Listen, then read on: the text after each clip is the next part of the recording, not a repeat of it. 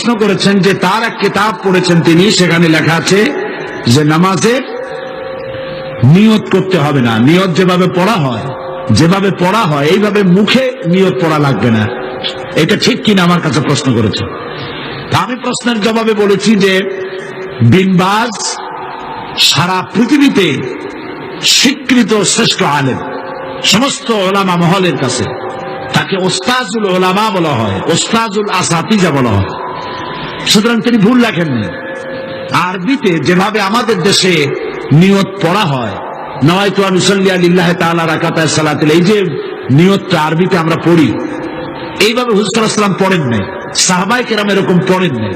সুতরাং মনে মনে নিয়ত করা, নামাজের জন্য নিয়ত করা, সেটা যে ভাষাই হোক এটা চলতে পারে, মুখে ওইভাবে উচ্চারণ করা প্রয়োজন নেই। এই কথাটা বলায় একজন আমাকে লিখেছেন যে এটা নাকি আজকে টক অফ দ্য টাউন, সারা একেবারে শহরে এটাই হয়েছে যে নামাজের নাকি নিয়ত করা লাগবে না, কোনো জিনিসের নাকি নিয়তির দরকার নেই। মানুষ শোনে একটা, বুঝে আর একটা, বলে আর একটা।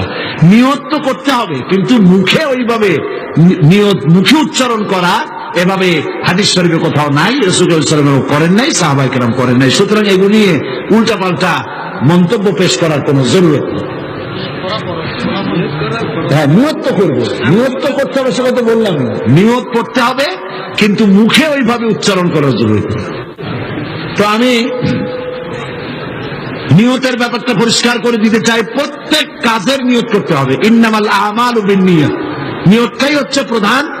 তবে মুখে উচ্চারণ করার যে রীতি চালু হয়েছে এভাবে